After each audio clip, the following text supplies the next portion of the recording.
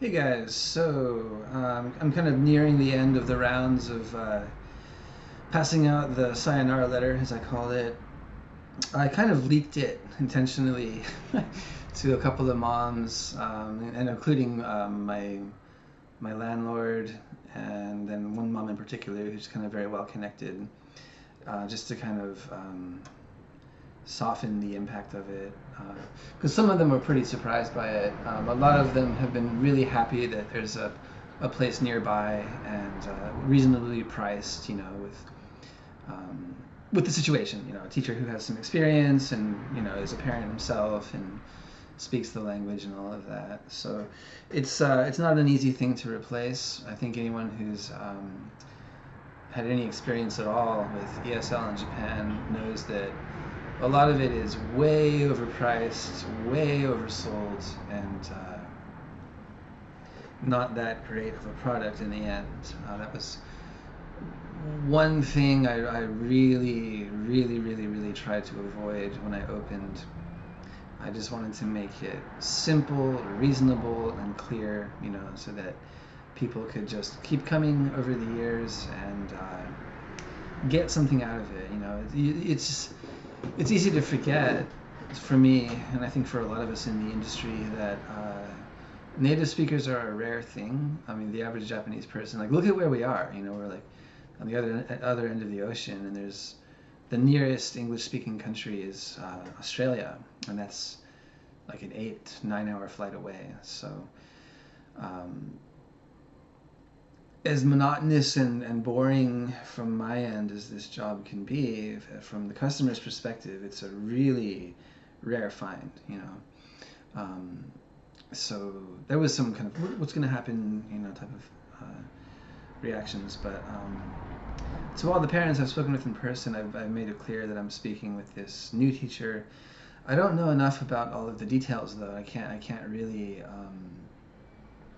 say for sure, but I've just mentioned that we're talking. We're going to have a meeting, and I'll let them know more as the information comes in, and also made it clear that we'll be spending at least 2 weeks, maybe upwards of a month, together teaching, so that the kids can get to know the new teacher, and the parents can get a chance to know the new teacher as well, and everyone's kind of happy with the handoff. I think that's a good thing to do. The last thing you want to do is just be like, hey guys, thanks for supporting me and my family for 6.5 years. I'm gonna go. New teacher starts tomorrow. That's not a good practice. Yeah, it's true anywhere, any type of business relationship, but here in rural Japan, with family ties and everything, you've got to be, you have to be considerate of the quality of the relationship, and how you're impacting people and what kind of impression you're making. It's just common sense, right? You don't want to give the impression that you don't really care, that you've got yours, so, see you later, alligator. Nobody likes that. So it'll be good. I think I think some of the kids are probably going to feel a little sad. They do get attached, but I think that the handoff period will be a time for them to kind of bond with the new teacher. So we'll see. In other news, I'm kind of starting to get used to this new job. The balancing like student guidance requests with trying to get the code reviews finished is a lot of work. And I'm hoping that will change once I go full time in another, what is it now? Just under 4 months, December, January, February, March. I'll probably be much, much better by then, and I won't have other things to work on, like this school or I'll have university classes, but those are actually surprisingly easy now. So yeah, it's just balancing the cognitive load is proving a little bit tiring. But that's what you have to go through, if you want to change your quality of life or succeed at some endeavor. It generally requires you turn up the burners, unless you're extremely fortunate and don't have to worry about things like money and having to work, which they're out there, but they're usually part of a family in which somebody at some point burnt the midnight oil and created that foundation, and then had the responsibility and direction and perspective to protect that environment so they didn't just squander it. So there's that. What else was I gonna say? Oh yeah, and I mean, I've been working like crazy anyways. You know, I look back like since I've started these past 6+ years, they've been the busiest in my life. Beforehand, you know, it was just one job. Go to your job, you start at this time, finish at that time, and that's it. You know, and I miss that. I would like to return to that. But these days, the school has been, the schedule's been pretty good. But you know, there have been a lot of 12, 14-hour days, a lot of working every day, at least, you know, half the day, sometimes the whole day. And the economic benefit is good, but it's not stellar. You know, you look at like what a good software developer makes compared to what I make slaving away, you know, university, school, weddings, it's not really comparable, you know. So yeah, sometimes you really just have to be clear in life about, you know, how long do you want to ride this train? You know, are you going to miss your stop? Where is your stop? Are you going to stay on to the last stop? You know, it's easy to get comfortable, you know, in your in your seat, got your book, drinking your coffee, looking out the window.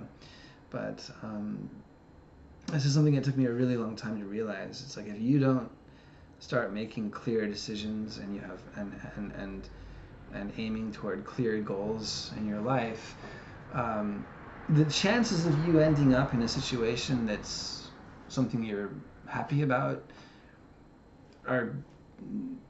they don't exist. You know, it's completely random, because you're not steering yourself in a direction you want to go. I mean, maybe in the near term, you know, you're like, you know, I can go out this weekend and have some beers and catch up with some people. That's cool, you know. But we're talking about the grand scheme, like where are you going to be when you're 60, when you're 70, you know, or even younger, 40, 50, 39, 30. What do you want your life to look like? And it's all about just small steps, you know, deciding, okay, well, I'd like to do this, so how can I get there? And too much recently, I felt I've just been getting kind of sucked into routine, and the weeks turn into months, into years, and I don't feel like I'm really setting anything up. Because you know, Japan's good and all, but I haven't taken one of my children back in 8 years. I haven't been back myself for almost 3 years. And the last time I did go back was because my father was dying and I had to go say goodbye to him. So it was an emergency and not really a very pleasant experience, although I'm glad I went. So it's time to level up and do this, you know. I think it'll be a good change for the new teacher. From what I understand, she's kind of driving all over God's country, teaching classes and putting them together, which is what a lot of people do when they go solo. They're kind of the traveling English teacher, and it ends up being just a lot of time on the road and just not a very productive lifestyle at all. So I took the hard route and opened up a brick and mortar location so that the students could come to me, and luckily the location was good enough that it worked out. So she'll be able to walk into this, and I think she'll do really well. I think the handoff period will really seal the deal for everybody, and they'll be like, "Dang, you know, this is good. Trevor did right by us," and you know, the new teacher is really gonna work out. So that's, you know, that's how you wanna wrap things up. You wanna be professional and you know, make sure everybody's happy, and that's a good experience to have in your personal history. You know, I think that speaks a lot about you as a person, and then, you know, your attitude toward others, because that's what it's all about. You know, we're all in this together, and you go trying to jerk people around, or, you know, considering yourself an exception, it's probably not going to work out too well. And at some point, it's going to catch up with you. So anyways, that's that. I'm gonna go now. I'm tired.